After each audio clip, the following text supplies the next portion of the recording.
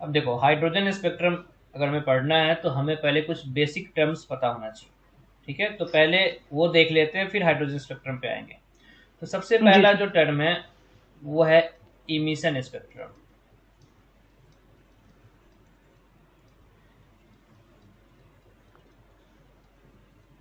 ठीक है, दूसरा टर्म अपने को आएगा absorption spectrum. Okay.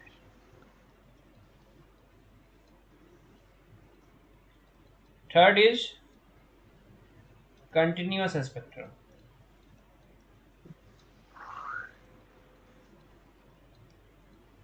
And fourth one is discontinuous spectrum. ये चार वर्ड हमें इस टॉपिक में हमें लगेगा। ओके। तो अब कंटिन्यूअस और डिसकंटिन्यूअस का मतलब क्या है वो पहले देख लेते हैं। जैसे अगर सपोज कोई जी सर। बोलता है विबजियोर, व्हाइट लाइट स्पेक्ट्रम जिसको बोलते हैं कि व्हाइट लाइट को प्रिज्म से पास करो तो ये स्पेक्ट्रम मिलता है। तो जी सर। विबजियोर का मतलब क्या हुआ, आप विजिबल रीजन की बात कर रहे हो। और ओके। विजुअल रीजन बोलने का मतलब है आप 4200 टू 7600 एंगस्ट्रॉन को कवर कर रहे हो। तो अगर आप 4200 से 7600 एंगस्ट्रॉन को कवर कर रहे हो मतलब इसके बीच का कोई भी वैल्यू मिसिंग नहीं है। जी सर। तो हम ऐसा बोलेंगे if all the possible value are present within selected range of data, then it is called as continuous spectrum. जी सर। तो जैसे मैंने यहाँ पे ये डाटा जो चूज किया है विबजियोर, ये जी 4200 से सर। 76 है। तो अगर मैंने सपोज ऐसा लिया कि मेरे पास एक रेंज बता रहा हूँ सपोज, तो जी यहाँ सर। पे ये 4200 है और यहाँ पे ये 7600 है, और सारे वैल्यू जिसमें प्रेजेंट है, मतलब कोई भी डाटा इसमें से मिसिंग नहीं है। तो जी इस सर। तो ये रेंज क्या हो गया मेरा, कंटिन्यूअस हो गया। Continuous spectrum. ठीक है, सपोज मैं यहाँ पे एक एग्जांपल लिखता हूँ।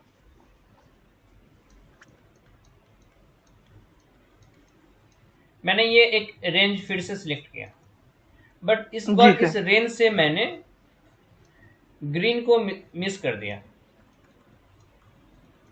जी सर। मतलब क्या हुआ, इस बार जो मैंने रेंज सिलेक्ट किया है 4200 टू 7600, उसमें से एक रेंज गायब है। जी सर। मतलब सब कुछ प्रेजेंट है, ये मिसिंग है। जी सर। तो इसे क्या बोलेंगे हम, डिसकंटिन्यूअस। Sir discontinue.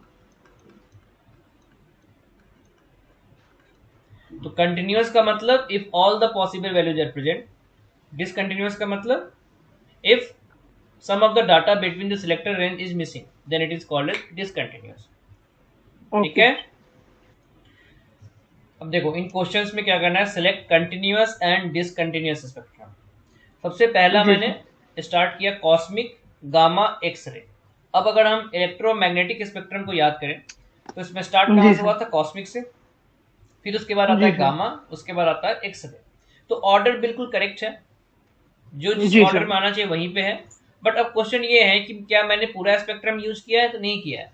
तो इससे कोई हाँ फर्क सर। नहीं पड़ता। देखो मैंने पहले ही बोला था, if all the data present between the selected range, तो रेंज चूज करना जी तो सर। मेरे ऊपर है। तो मैं रेंज जी सर। कॉस्मिक से लेकर रेडियो वेव तक कर सकता हूँ, या कॉस्मिक से लेकर हाँ मैं सर। एक्सरे तक कर सकता हूँ। तो कॉस्मिक से हाँ लेके सर। एक्सरे तक ये क्या है, सारे प्रेजेंट है। तो क्या बोलेंगे, ये हाँ सर। कंटिन्यूअस है। Sir continuous. जी सर। दूसरा वाला एक्सरे, यूवी, इंफ्रारेड। अब इसमें मिसिंग कौन है, विजिबल मिसिंग है। सर हाँ सर। फिजिकल। बीच में से विजिबल मिसिंग है, मतलब ये क्या हो गया, डिसकंटिन्यूअस। Sir discontinuous. जी तो सर। रेंज आप अपने पसंद से चूज कर लो, आपके एग्जांपल के जी हिसाब सर। से चूज कर लो, लेकिन बीच में से कोई डाटा मिस नहीं होना चाहिए। अब जैसे यहाँ हाँ पे सर। है ग्रीन येलो ऑरेंज रेड, तो ये विबजियोड जी वाले सर। में स्पेक्ट्रम में से मैंने उसका एक छोटा सा पोर्शन सिलेक्ट कर दिया, ग्रीन टू रेड। अब ग्रीन टू जी रेड के सर। बीच में जितने कलर आते हैं सारे इसमें कलर प्रेजेंट है, तो इनको क्या बोलेंगे, जी सर। ये भी कंटिन्यूअस। कंटिन्यूअस। जी सर। यहाँ पे है visible, sorry UV visible infrared, क्या होगा ये, हाँ sir. Sir continuous discontinuous. Discontinuous. Sir तो यूवी, डिसकंटिन्यूअस। यूवी के बाद आता है विजिबल, विजिबल के बाद आता है इंफ्रारेड, ये भी क्या है, कंटिन्यूअस। हाँ सर। आपको स्पेक्ट्रम याद होना चाहिए तो आप क्वेश्चन आसानी से कर पाओगे। नेक्स्ट जी sir. Infrared, microwave, radio wave, ये भी क्या हो गया, कंटिन्यूअस। तो जी सर। रेंज आप कुछ भी चूज करो, बस उसके बीच के सारे वैल्यूज प्रेजेंट होने चाहिए, सिंपल सा कंडीशन ये है, ठीक है। जी सर। अब देखते हैं एब्जॉर्प्शन स्पेक्ट्रम क्या होता है और इमिशन स्पेक्ट्रम क्या होता है। सपोज आपके जी पास सर। एक सैंपल है, ठीक है,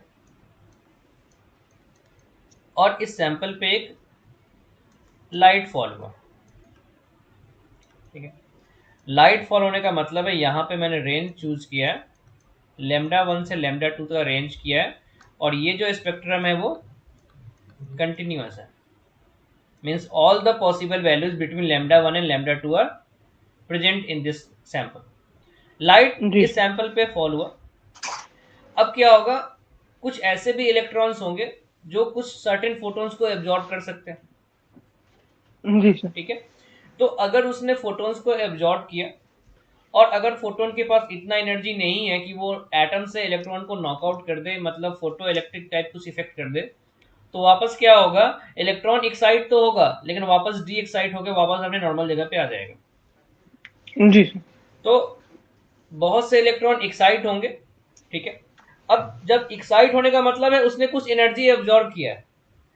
याद हाँ करो सर। मैंने जब पढ़ाया था कि अगर सपोज आपके पास कोई इलेक्ट्रॉन है यहाँ पे, यहाँ से वो यहाँ पहुंचा तो एनर्जी एब्जॉर्ब करके पहुंचेगा। जी सर। तो जब एनर्जी एब्जॉर्ब करके पहुंचेगा तो वो कहां से, यहीं से तो एनर्जी खींचेगा इस रेंज से। जी सर। तो जब यहां से एक ट्रांसमिटेड लाइट निकला, तो इस ट्रांसमिटेड लाइट को अगर मैं ऑब्जर्व करता हूं, तो देखो रेंज तो जो चूज किया वही रेंज रहेगा, बट इस रेंज में से हमें कुछ वैल्यू मिसिंग दिखेंगे। ये सब वैल्यू क्या हो गया, मिसिंग दिख रहा है। मान लो कि या इस रेंज में डाटा नहीं दिख रहा है, इसका मतलब क्या हुआ, मैं यहाँ पे रेंज लिख देता हूँ λ3, λ4, λ5। सो दिस जी λ3, sir. λ4 and λ5 are absorbed wavelength, okay sir. are absorbed wavelength, मतलब ट्रांसमिटेड लाइट में आपको ये मिसिंग दिख रहा है, ये तीनों वैल्यू क्या है, मिसिंग है। सर मिसिंग है। हाँ sir. So transmitted light do not show those wavelength which are absorbed by the sample।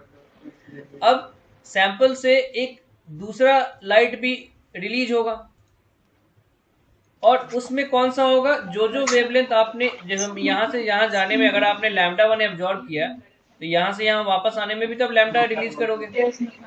Ji sir. तो यहाँ पे फिर से वो वेवलेंथ हमें दिखेगा जो वेवलेंथ यहाँ से मिस हो गया था, λ3, λ4, λ5, बाकी और कोई वैल्यू नहीं दिखेगा। तो ये क्या हो गया, okay sir. Emitted sir wavelength, emitted. जी सर। ठीक है। तो अगर कोई आपसे ये पूछता है कि ट्रांसमिटेड, ये आपका ट्रांसमिटेड वेवलेंथ, मतलब ये जो था λ3 λ5 क्या था, एब्जॉर्ब वेवलेंथ था, और λ3 हाँ λ4 λ5 यहाँ पे क्या है, इमिटेड वेवलेंथ है। तो ये बताओ हाँ दोनों स्पेक्ट्रम जो है वो कौन सा है, कंटिन्यूअस है डिसकंटिन्यूअस है, सर इसका डिसकंटिन्यूअस। डिसकंटिन्यूअस है। और इन दोनों जी सर। स्पेक्ट्रम, इसको और इसको दोनों को अगर मैं मर्ज कर दूं, सुपर इम्पोज कर दूं, तो फिर हमें क्या मिल जाएगा, जी ये मिल सर। जाएगा, सर तब कंटिन्यूअस। जी तब सर। कंटिन्यूअस हो जाएगा। तो यहाँ पे हम ऐसा बोलेंगे, if A spectrum shows or provide information about the absorbed wavelength, then it is called as absorption spectrum। Okay. ये वाला कौन सा हो गया, एब्जॉर्प्शन स्पेक्ट्रम। absorption spectrum। जी Why? Because it provided information is provided information about light of wavelength absorb. जी और sir. ये वाला क्या हो गया? So emitted spectrum. Emitted spectrum, इसको बोलते हैं emission spectrum. Okay. So why it is called as emission spectrum? Because it provided information about light of wavelength emitted by the sample due to de-excitation of electron. जी sir. And both absorption spectrum and emission spectrums are complementary to each other. जो यहाँ पे missing होगा वो यहाँ पे present होगा। Okay. And both are example of discontinuous spectrum. जी sir. And when both these two are merged together, then we obtain initial continuous spectrum. जी सर। सो इमिशन स्पेक्ट्रम हमें यही पढ़ना है इस चैप्टर में। और इमिशन स्पेक्ट्रम का ही एग्जांपल कौन है? हाइड्रोजन स्पेक्ट्रम है। ओके। ठीक है, तो मैं पॉइंट पे एक बार रिकैप करता हूं। एक सैंपल है, उस पर लाइट फॉल हो रहा है। लाइट फॉल होने के बाद दो तरीके का स्पेक्ट्रम मिला। एक ऐसा स्पेक्ट्रम जो हमें ये बताए कि कौन कौन सा वेवलेंथ एब्जॉर्ब हो गया, उसे हम क्या बोलेंगे? Absorption spectrum. और एक ऐसा स्पेक्ट्रम जो हमें ये बताए कौन कौन सा लाइट इमिट होगा after D excitation of electron. और ये क्यों आया? बिकॉज कुछ लाइट एब्जॉर्ब हुआ था। लाइट अगर एब्जॉर्ब नहीं होगा तो इमिशन स्पेक्ट्रम भी नहीं मिलेगा। अगर ऐसा कोई बोलता है कि इंसिडेंट लाइट और ट्रांसमिटेड लाइट सेम है, फिर तो ना तो आपको एब्जॉर्प्शन मिलेगा ना ही आपको इमिशन मिलेगा। और ये दोनों स्पेक्ट्रम एक दूसरे का कंप्लीमेंट्री है, दोनों को ऐड कर दो तो आपको इनिशियल कंटिन्यूअस स्पेक्ट्रम मिलेगा। ठीक है। सो हाइड्रोजन स्पेक्ट्रम के केस में क्या है कि we have a sample of hydrogen, मतलब हाइड्रोजन एटम्स के फॉर्म में। ठीक है। So we have an number of hydrogen atoms there. बोलने का मतलब है एक हाइड्रोजन एटम में एक इलेक्ट्रॉन होता है। तो अगर अपने पास n number of hydrogen atoms होगा तो अपने पास एन नंबर ऑफ इलेक्ट्रॉन भी होगा। क्लियर है? जी सर। ठीक है। अब उस पर एक लाइट फॉल होता है जिसका वेवलेंथ λ1 से लेकर λ2 तक है, मतलब ये कंटिन्यूअस स्पेक्ट्रम है। अब ये सैंपल पे फॉल हुआ, लाइट ट्रांसमिटेड मिला, यहाँ पे कुछ वैल्यू मिसिंग थे, तो ये अपना एब्जॉर्प्शन स्पेक्ट्रम मिला। ये अपने काम का नहीं है, इसमें अपने काम का है ये इमिशन स्पेक्ट्रम, इसमें ये वैल्यूज मिसिंग है। ठीक है। अब इन वैल्यूज को, इन वेवलेंथ को डिफरेंट साइंटिस्ट ने ऑब्जर्व किया और इस वेवलेंथ के बेसिस पे उन्होंने क्या किया? एनर्जी कैलकुलेट किया और उस एनर्जी को दो ऑर्बिट्स के बीच में एनर्जी गैप के इक्वेट किया। वैसे En2 माइनस E1 से, यहां से सपोज यहाँ पे एक वेवलेंथ सपोज कोई आता है लैम्डा, कोई मान लो 3 आता है, तो इस λ3 के बेसिस पे उन्होंने SC/λ3 कैलकुलेट किया और इसको उन्होंने En2 माइनस En1 से कंपेयर किया और ऑब्जर्व किया कि ये डाटा किसके कॉरेस्पॉन्डिंग, कौन से ट्रांजिशंस के कॉरेस्पॉन्डिंग आ रहा है। ठीक है। अब उसके लिए उन्होंने ये जो लाइट उन्होंने ऑब्जर्व किया था, उन्होंने डिफरेंट रीजन्स में किया था। कुछ साइंटिस्ट ने यूवी रीजन में सिलेक्ट किया, कुछ साइंटिस्ट ने विजुअल रीजन में लाइट फॉल कराया था और कुछ लोगों ने इंफ्रारेड में फॉल कराया था। So different scientist observe this falling of different scientists observed this emitted wavelength and they compared it with their corresponding energy difference between two orbits. On this basis they have identified the final orbit in which electron returns. ठीक है। हमें तो इतना पता ही है कि hydrogen spectrum है, मतलब हाइड्रोजन एटम की बात कर रहा होगा, और हाइड्रोजन एटम में इलेक्ट्रॉन कहाँ पे होता है? ग्राउंड स्टेट में ही होता है। तो ग्राउंड स्टेट में आया या उसके ऊपर आया या उसके भी ऊपर आया, ये सब पता करने के लिए अलग अलग साइंटिस्ट ने अलग अलग रीजन सिलेक्ट किया था। अलग अलग रीजन सिलेक्ट करने का लॉजिक क्या है? हमें पता है कि इन सब में सबसे ज्यादा एनर्जी का कौन है? यूवी है। ये सबसे हाईएस्ट एनर्जी का था और ये सबसे लोएस्ट एनर्जी का था। तो इसके बेसिस पे उन्हें अलग अलग N1 का वैल्यू मिला, कहां कहां से इलेक्ट्रॉन आया है। ठीक है। सो इमिशन स्पेक्ट्रम को डिफरेंट साइंटिस्ट ने डिफरेंट रीजन में ऑब्जर्व किया। जो पहला साइंटिस्ट था लाइमन, उसने अल्ट्रावायलेट रीजन में ऑब्जर्व किया। फिर आया बाबर ने उसको विजुअल रीजन में ऑब्जर्व किया, इसलिए उसने 4000 टू 7600 इसने यहाँ पे ऑब्जर्व किया। ठीक है। फिर पास्टन, ब्रैकेट, कुइफुंड और एक और आया, उसको हम बोलते हैं Humphreys test.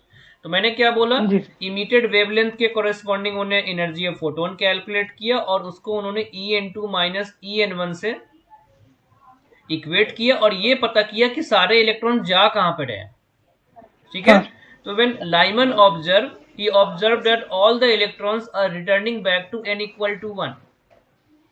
Ji sir So series of lines in which all electron return back to ground state or n equal to 1, they are called as Lyman series. Okay ये क्या हो गया, लाइमन सीरीज।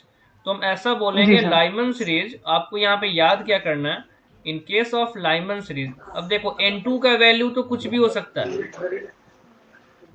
वो 1 नहीं हो सकता बस, बाकी 2 से लेके वो अप टू इन्फिनाइट हो सकता है। और N1 क्या जी होगा, sir 1। So all electron return back to n equal to 1। All जी sir electron return back to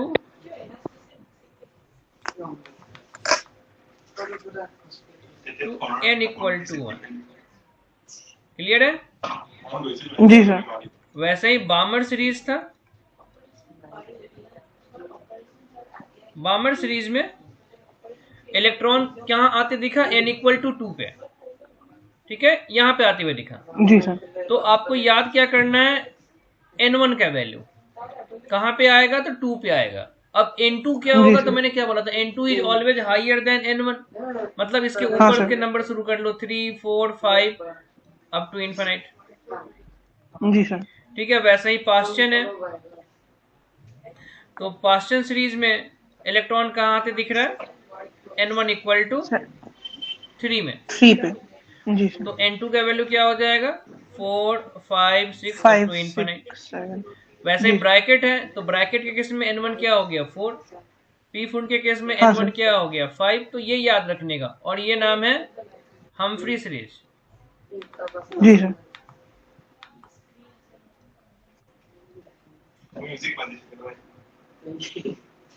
Humphry series में इलेक्ट्रॉन्स कहां पे आए, n1 इक्वल टू 6 में। ओके तो ये 6 डिफरेंट है, सबका एनर्जी अलग अलग है। ये अल्ट्रावायलेट में है, ये विजिबल में है। अब ये चारों इंफ्रारेड में ही है, बट इंफ्रारेड का अलग अलग रीजन है, नियर इंफ्रारेड, फार इंफ्रारेड। जी सर फार इंफ्रारेड बोलने का मतलब क्या है, अब इंफ्रारेड का भी तो एक रेंज होगा ना। मान लो हाँ सर यहां से लेके यहां तक का इंफ्रारेड का रेंज है, तो किसी जी ने सर ये रीजन सिलेक्ट किया, तो पास्चन ने ये वाला रीजन सिलेक्ट किया, फिर ब्रैकेट ने चूज जी किया, फिर पीफुंड ने चूज किया, फिर हम्फ्री वाले ने चूज किया। तो इस तरफ जी विजिबल है और इस तरफ माइक्रोवेव है, इसके बीच जी में सर डिफरेंट साइंटिस्ट ने डिफरेंट रीजन को सिलेक्ट किया। तो इसके जी बेसिस सर पे लोगों ने ये पता करा है कि कैसे कैसे यहाँ पे इलेक्ट्रॉन्स रिटर्न बैक होता है। क्लियर है। हाँ जी सर अब देखो जितने भी सीरीज ऑफ लाइंस हैं, अब उसमें क्वेश्चंस क्या जी आएगा। सर जैसे देखो मैं लाइमन सीरीज की बात करता हूँ, तो लाइमन सीरीज में अगर कोई बोलेगा कि सबसे लो एनर्जी का लाइन कौन सा है, जैसे मान लो मैं बोलता हूं कि मैं इस वाले लाइन की बात करता हूं, जी सर इस वाले लाइन का, तो इस वाले में जी सर इलेक्ट्रॉन कहां से आ रहा है, इन्फिनाइट से n इक्वल टू 1 पे आ रहा है। हाँ सर तो इसमें क्या बोलेंगे, ये जो लाइन है ये ई इन्फिनाइट माइनस E1 के बराबर होगा। हाँ सर ये दूसरा वाला लाइन है, अगर कोई इसकी बात करेगा तो ये क्या है, ये sir E7 E7 minus E1 की एनर्जी की बात कर E1 रहा है। जी सर वैसे ही कोई इस वाले की बात करे तो ये कहां से आएगा, E2 माइनस E1 से आएगा। हाँ सर तो सबसे लोएस्ट एनर्जी का लाइन कौन सा है, ये वाला सर E2 माइनस E1 हाँ सर E1। तो जो सबसे पहला लाइन है हम उसे बोलेंगे लाइन ऑफ लोएस्ट एनर्जी। ये जी जो सर लाइन है लाइन ऑफ लोएस्ट एनर्जी, जी सर और लोएस्ट एनर्जी को हम क्या बोल सकते हैं, लोएस्ट फ्रीक्वेंसी का लाइन है, हाँ सर और हाईएस्ट वेवलेंथ का लाइन है। जी सर ठीक है। तो अब रिडबर्ग्स फॉर्मूला यहाँ पे यूज होगा, जो हमने बोर्ड से एटॉमिक मॉडल पढ़ा था, 1/λ equal to RZ square into 1/N1 square minus 1/N2 square. जी ठीक है, किसी भी सीरीज ऑफ लाइंस के लिए। तो सबसे पहला क्वेश्चन जो आता है वो आता है टोटल नंबर ऑफ लाइंस। जी sir. Total number of lines, और इसका फॉर्मूला होता है n2 minus n1 into n2 minus n1 plus 1/2। Okay. ठीक है, ये पहला फॉर्मूला है। दूसरा फॉर्मूला आपको ये है, इसमें n2 n1 पुट कर सकते हो ना, कहाँ से आ रहा है। जैसे कोई हाँ सर। बोलेगा कि इलेक्ट्रॉन 10th ऑर्बिट से जंप लगाया, कितने जी पॉसिबल सर। लाइंस बन सकते हैं। तो अब उसमें लिखना पड़ेगा कि इलेक्ट्रॉन कहाँ तक आ रहा है, ग्राउंड स्टेट आ रहा है, 1 तक आ रहा है, 2 तक आ रहा है, तो n2 10 हो जाएगा, और n1 based on the question वो हम चूज कर लेंगे। जी सर। बाय डिफॉल्ट वो 1 ही चूज होता है। ठीक है, total okay. Number of lines बोलेगा मतलब 1 ही चूज होगा उसमें। जी सर। अब दूसरा, अगर कोई बोलेगा नंबर ऑफ Lyman lines, जी sir. so number of Lyman lines is equal to number of Lyman lines is equal to, तो देखो यहाँ पे अब वो n2 से चला, मान लो 7 से काउंट कर लो, आप यहाँ देखो 7 है, 7 से काउंट कर लो, तो 7 से काउंट करते 1 2 3 4 5 6, कितना लाइन जी आया सर। 6, तो सर 6 6 कैसे आया, लाइन। 7 माइनस 1, हाँ सर। और 7 माइनस 1 का मतलब है 7 माइनस n1, तो नंबर ऑफ जी Lyman sir. lines is equal to n2 minus 1। n2 minus 1। जी। ठीक है, तो अब किसी भी सीरीज के लिए number of lines in any series is equal to n2 minus n1। अब n1 उस सीरीज का चूज कर लो, जी सर। क्लियर है। जी सर। फॉर जी sir. Line of maximum wavelength, किसी भी सीरीज के लिए for line of maximum wavelength n2 जो होगा, अब देखो मैंने क्या बोला था, जो फर्स्ट लाइन होता है वो लाइन ऑफ मैक्सिमम वेवलेंथ होता है। जी सर। तो इस सीरीज का ये लाइन, इस वाले सीरीज का ये लाइन, इस वाले सीरीज का ये लाइन, तो इसमें n2 कहां से आ रहा है, n1 प्लस 1 से आ रहा है। हाँ सर। जैसे यहाँ पे 1 था तो ये 2 से आया, ये 2 है तो ये 3 से आया, ये 3 है तो ये 4 से आया, तो n2 equal to n1 plus 1। Clear है। जी सर। हाँ for sir. Line of lowest wavelength, बोलो कहां से आएगा, n2 का मैक्सिमम वैल्यू, सबसे ऊपर वाले लाइन, सबसे ऊपर वाला लाइन कहां पे है, सर इन्फाइनाइट। n infinity. जी sir. So n2 is equal to infinite, इस पर आप इन्फाइनाइट आंख बंद करके बंद कर सकते हो। जी सर। ठीक है, अब देखो नेक्स्ट, जो फर्स्ट लाइन होता है लाइन ऑफ मैक्सिमम वेवलेंथ होता है, उसको हम अल्फा लाइन भी बोलते हैं।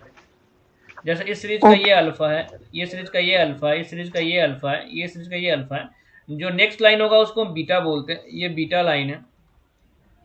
ओके। तो अल्फा बीटा तक आता है, उसके आगे अगर तो गामा डेल्टा भी बोल सकते हैं।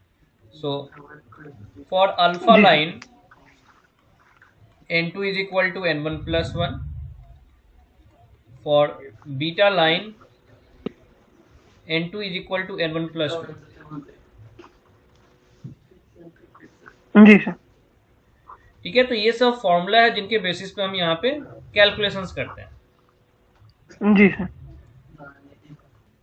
जी sir. Number of UV lines is equal to number of Lyman lines। Next, number of visible lines equal to number of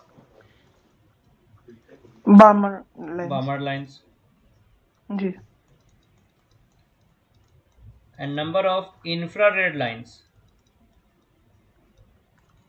equal to total number of lines minus sum of Lyman and बामर बामर line, lines. इससे आप calculation कर सकते हैं। जी question में लिखा हुआ है the wavelength of series limit for Lyman series for He plus ion would be. अगर लिखा हुआ है लाइमन सीरीज, इसका मतलब N1 जो कितना हो गया, 1 हो गया। अब इसने लिखा सीरीज लिमिट, तो सीरीज लिमिट का बोलने का मतलब है उस पार्टिकुलर लाइमन सीरीज का लास्ट लाइन, और जो लास्ट लाइन आएगा वो कहां से आएगा, इनफाइनाइट ऑर्बिट से आएगा। जी सर। जिसको आप लिमिटिंग लाइन भी बोलते हो, इस सीरीज लिमिट को हम लिमिटिंग लाइन भी बोलते हैं। तो n1 equal to 1, n2 equal to infinite. तो फॉर्मूला क्या अपने पास, Rydberg formula 1 by lambda r z square into 1 by n1 square minus 1 by n2 square. ठीक है, so 1 by lambda is equal to r का वैल्यू हो गया 109677। इसके लिए हीलियम प्लस के लिए मतलब जेड का वैल्यू 2 हो गया, that is 2 square into 1 by n1 square. 1 by n1 square is 1 by 1 minus 1 by infinite square, तो ये इनफाइनाइट ही हो गया। अब चाहो तो स्क्वायर भी लिख के दिखा सकते। तो 1 बाई इनफाइनाइट स्क्वायर क्या हो गया, 0 हो गया। हाँ सर। तो क्या लिखेंगे, 1 by lambda equal to 109677 into 4 into 1 by 4। समझ में आया? हाँ सर। 1 बाई 4 नहीं, 1 बाई 1। ये तो 0 हो गया। जी sir. So lambda equal to 1 divided by 109677 into 4। ये किस में आएगा, सेंटीमीटर में आएगा। ओके, ठीक है। तो ये कैलकुलेट करना है अपने को। सो ये वैल्यू आ रहा है 2.279 into 10 to the power minus 6 centimetre, that is 227.9 into 10 to the power minus 8 centimetre, that is 227.9 angstrom. ये इसका आंसर आ जाएगा। अब ऑप्शन मैच कर लो, कौन सा में ऑप्शन मैच कर रहा है, बी ऑप्शन मैच कर रहा है। अब देखो क्वेश्चन में बोल रहा है यहाँ पे, calculate the wavelength emitted during the transition of an electron in between two levels of Li2 plus ion whose sum is 4 and difference is 2, that is N2 plus N1, ये हमें दिया हुआ है 4 and N2 minus N1 ये हमें दिया हुआ है 2। अगर दोनों इक्वेशन को सॉल्व करें तो हमें N2 इक्वल टू 3 मिलेगा और N1 इक्वल टू 1 मिलेगा। जी सर। अच्छा, Li2 प्लस है मतलब Z का वैल्यू क्या मिलेगा, हमें 3 मिलेगा। तो हमें इस ट्रांजिशन के लिए वेवलेंथ कैलकुलेट करना है। So 1 by lambda equal to 109677 into 9 Z square that is 3 square 9 into 1 by n1 square that is 1 by 1 minus 1 by 9। जी sir. That is 109677 into 9 into 8 by 9, तो कैंसिल आउट हो गया। जी sir. So lambda is equal to 1 divided by 109677 into 8। अब ये value कितना आता है, तो ये डाटा आ रहा है 1.14 into 10 to the power minus 6 centimetre, that is 114 angstrom. जी सर। ये आपका answer. The shortest wavelength in hydrogen spectrum of Lyman series, so for shortest wavelength N2 is equal to infinite और Lyman सीरीज है तो N1 equal to 1। तो 1 by lambda equal to 109677 into किसको, hydrogen की बात कर रहा है, मतलब यहाँ पे क्या लिखेंगे 1 square into 1 by 1 square minus 1 by infinite square, that is equal to 109677। so lambda equal to 1 divided by 109677 centimeter, so it is 9.117 into 10 to the power minus 6 centimeter, that is 911.7 angstrom. Okay. So calculate the ratio of wavelength of first and ultimate line। तो first line का मतलब है alpha line तो ये किसका है, बामर series है, तो n1 इक्वल टू 2 हो गया और n2 इक्वल टू क्या हो गया, 3 हो गया। जी सर। और अल्टीमेट लाइन मतलब लिमिटिंग लाइन की बात कर रहा है, लास्ट लाइन की बात कर रहा है, तो इसके लिए क्या हो गया, n2 इक्वल टू इनफाइनाइट हो गया और n1 इक्वल टू 2 ही रहेगा। जी सर। तो अगर मैं 1 by lambda of first line लिखता हूँ, तो r z square 1 by 4 minus 1 by 9 that is equal to 5r z square by 36, that is lambda 1 equal to 36 by 5r z square, and for ultimate line तो 1 by lambda infinite equal to r z square। मैं यहाँ पे r के value क्यों नहीं लिख रहा, तो फिर रेशियो निकालना है और रेशियो में हमेशा कांस्टेंट कैंसिल हो जाएगा, तो r z square 1 by 4 minus 1 by infinite square, तो ये तो जीरो ही हो गया। जी sir, that is r z square by 4, that is lambda infinite is equal to 4 divided by r z square। जी सर, ठीक है, तो लैम्डा 1 बाई लैम्डा इन्फिनिट यही रेशियो निकालना है। हाँ, तो लैम्डा 1 बाई लैम्डा इन्फिनिट यहाँ से करोगे तो क्या आएगा, आर जेड स्क्वायर गायब हो गया। जी सर, 36 बाई 5 इंटू 1 बाई 4, जी सर, क्या आ गया 9 बाई 5, ये आपका answer. Nu one be the frequency of series limit of Lyman series. अब मान लो यहाँ पे ये मैं मान लेता हूँ इन्फिनाइट है, ये मेरा फर्स्ट लाइन है, ये मेरा सेकेंड लाइन है, ये मेरा थर्ड लाइन है, ये मेरा फोर्थ, और सॉरी लाइन नहीं है, ये ऑर्बिट्स है।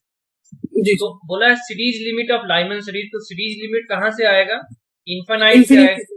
इन्फिनाइट से आएगा, कहाँ पे आएगा, फर्स्ट में आएगा। जी सर, इसका फ्रीक्वेंसी न्यू है, मतलब यहाँ पे जो फोटोन आएगा उसका एनर्जी क्या होगा, एच न्यू होगा। जी, ठीक है। उसके बाद nu two be the frequency of first line of Lyman series, तो first line of Lyman series तो ये होगा। हाँ सर, ठीक है, तो इसका फ्रीक्वेंसी दिया हुआ है न्यू टू, अच्छा पहले वाले का फ्रीक्वेंसी न्यू वन था। हाँ, इसका एनर्जी कितना हो गया, एच न्यू टू। जी सर, और उसके बाद लिखा हुआ है nu three be the frequency of series limit of Balmer series, मतलब ये वाला जो लाइन होगा इनफाइनाइट से, जी सर, इसका फ्रीक्वेंसी न्यू थ्री दिया हुआ, मतलब इसका एनर्जी कितना हो गया, एच न्यू थ्री। तो अब देखो इस लाइन का और इस लाइन का जो सम होगा वो इस लाइन के बराबर हो जाएगा। हाँ सर, होगा। ये एनर्जी गैप जो यहाँ से लेके यहाँ तक है, ये इस एनर्जी गैप और इस एनर्जी गैप का सम होगा। हाँ सर, होगा। तो क्या लिख सकते हैं, H nu one equal to H nu two plus H nu three. जी sir, so nu one equal to nu two plus nu three. जी सर, तो अब ये ऑप्शन मैच करो, किससे मैच करता है, ये रिलेशन आ गया, ये से कर रहा है nu one equal to nu two plus nu three, तो इसका आंसर क्या हो जाएगा, ए।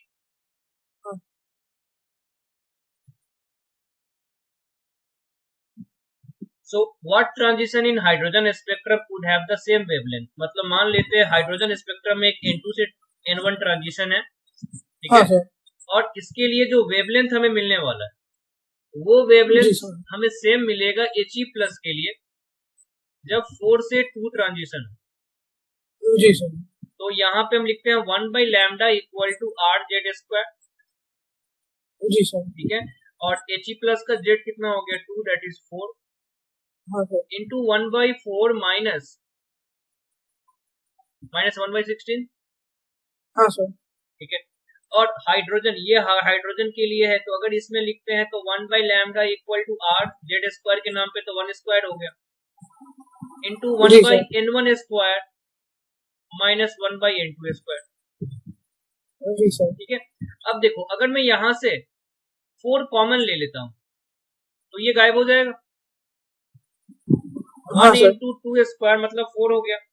हाँ सर, डिवाइडेड बाई 4 में यहां से निकाला हूं तो क्या हो जाएगा, 1 बाई 1 माइनस 1 बाई 4। अब अगर मैं यहां से इक्वेट करूं कि मान लो यहाँ का वेवलेंथ ये वाला और ये वाला अगर सेम है तो हम क्या लिख सकते हैं, 1 by n1 square minus 1 by n2 square equal to 1 by 1, that is 1 by 1 square minus 1 by 2 square. हाँ सर, इसका मतलब क्या हो गया, n1 का वैल्यू 1 हो गया और n2 का वैल्यू क्या आ गया, 2 आ गया। तो ऐसे सॉल्व कर सकते हो। अब इसका मैं शॉर्टकट ट्रिक बताता हूँ कैसे होगा। देखो, कभी भी अगर हाइड्रोजन के लिए, फॉर हाइड्रोजन,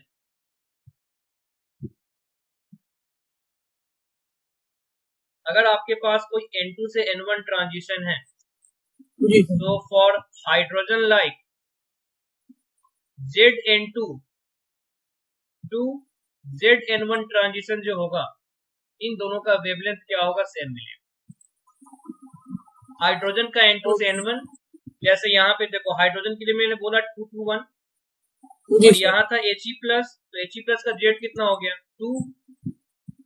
जी सर। तो यहाँ पे क्या है, 2 into 2, इसके N2 में Z से मल्टीप्लाई करो तो क्या हो गया, 4 से, 2 into 2 4 हो गया। हाँ सर। और N1 2 है तो 2 से मल्टीप्लाई करो तो 4 से 2, तो 4 से 2 का ट्रांजिशन जो है वो 2 से 1 के ट्रांजिशन के बराबर होगा। ओके। अगर मान लो हाइड्रोजन में कोई ट्रांजिशन है 4 से 2 मान लो, और मेरे पास यहाँ पे Li2 प्लस है, ठीक है, तो Li प्लस का Z कितना हो गया, 3। हाँ सर। तो अब ये N2 और N1 है, तो इसमें 3 दोनों में मल्टीप्लाई कर दो तो क्या बोलेंगे, 12 to 6 जो ट्रांजिशन होगा उसका वेवलेंथ क्या मिलेगा, सेम मिलेगा। हाँ sir. So for hydrogen like ZN2 to ZN1 transition would have same wavelength as N2 to N1 transition in hydrogen spectrum. Okay. Question है the wavelength of the first line of Lyman series of hydrogen. So first line of Lyman series का मतलब है कि आपके पास N1 1 होगा और N2 क्या होगा, 2 होगा। ये हो गया फर्स्ट लाइन ऑफ Lyman। जी sir. Is identical to that of second line of Balmer series for same hydrogen like ion X. ठीक है, तो अब second Barmer line of X कोई होगा, हाइड्रोजन लाइक आयन है, तो सेकेंड लाइन के लिए बार्मर के लिए क्या होगा, N1 2 हो गया और N2 क्या हो गया, 4 हो गया। जी सर। जो फर्स्ट लाइन होगा वो 3 से 2 होगा, सेकेंड लाइन कहां से होगा, 4 से 2 होगा। हाँ सर। ठीक है, अब देखो ये है 2 से 1 ट्रांजिशन, जी सर, और ये है 4 से 2 ट्रांजिशन।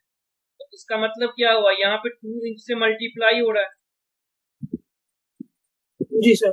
इसका मतलब यहाँ पे Z का वैल्यू क्या हो गया, 2 हो गया सर। 4 से 2 है, जी सर, और ये 2 से 1 है। तो मैंने क्या बोला था, हाइड्रोजन में N2 से N1 ट्रांजिशन जो होगा वो यहाँ पे ZN2 टू ZN1 ट्रांजिशन होगा।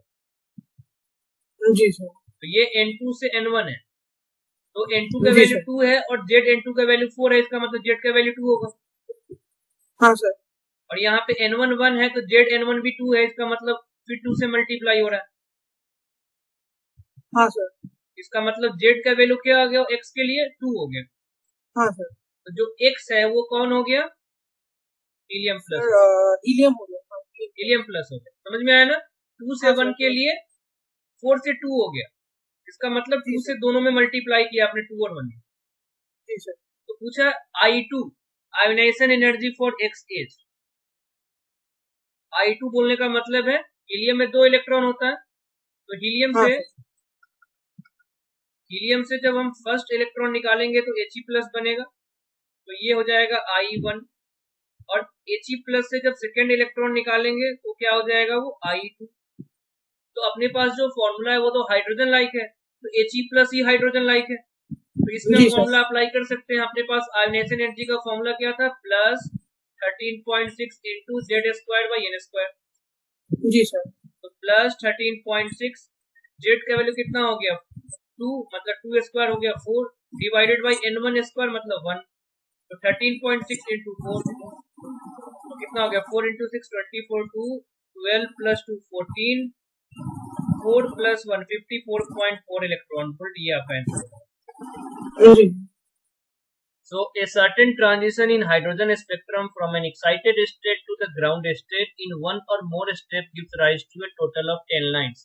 So ground state, that is N1 equal to 1, and total number of का formula क्या था, N2 minus N1 into N2 minus N1 plus 1 by 2 and it is equal to 10. जी That is n2 minus 1 into n2 divided by 2 equal to 10. जी sir That is n2 square minus n2 minus 20 equal to 0. Ji sir तो यहाँ से n2 का value क्या आएगा? 5 आएगा. हाँ ठीक है. तो फिफ्थ जी सर ऑर्बिट से इलेक्ट्रॉन जंप कर रहा है. तो n2 का वैल्यू 5 है और मुझे निकालना number how many of this belongs to UV spectrum. मतलब यूवी का मतलब हो गया लाइमन सीरीज. जी sir so number of UV lines का फॉर्मूला क्या था? Equal to n2 minus 1. Lyman का फॉर्मूला वही होगा n2 minus 1 that is 5 minus 1. इसका मतलब आंसर क्या हो जाएगा? 4 आंसर.